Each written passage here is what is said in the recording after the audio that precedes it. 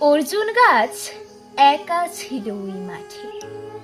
আর্য পুরুষ অভিজাত্যের দম্ভ নত যেন হলো সব গাছ তার কাছে।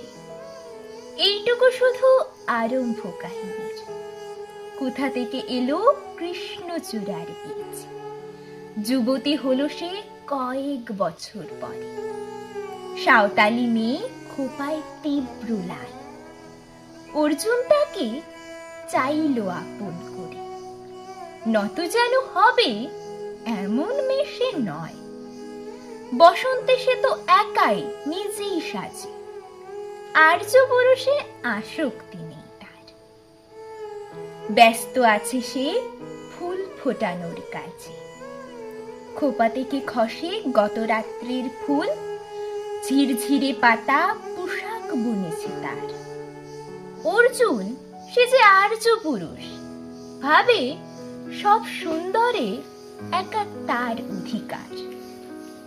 অর্জুন গাছ চেয়ে দেখে দূর থেকে। কৃষ্ণচূড়ার হৃদয় ঝরছে রোজ। রূপ দেখে তার ধাঁধায় দুখানি চোখ। ভাবে কবে পাবে ওই হৃদয়ের খোঁজ।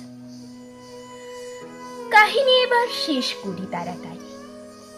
কৃষ্ণচূড়ার জেদখানি বড় বেশি।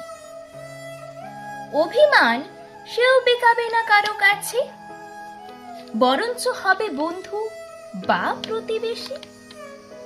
যদিও কাহিনী এমন সহজ নয়। অর্জুন শুধু বাকল ঝরছে ঝড়ে। সাঁওতালি মেয়ে রক্ত ঝরাতে জানে। আর্য পুরুষ হার মানে অন্তরে। পরের জন্মে অর্জুন হয়ে কৃষ্ণচূড়াকে বন্ধুর মতো দেখে। আমাকে চিনতে ভুল করো না হে রিজু। রক্ত ঝরালে বাকল খুশিয়ে ডেকো। রক্ত ঝরালে বাকল খুশিয়ে ডেকো।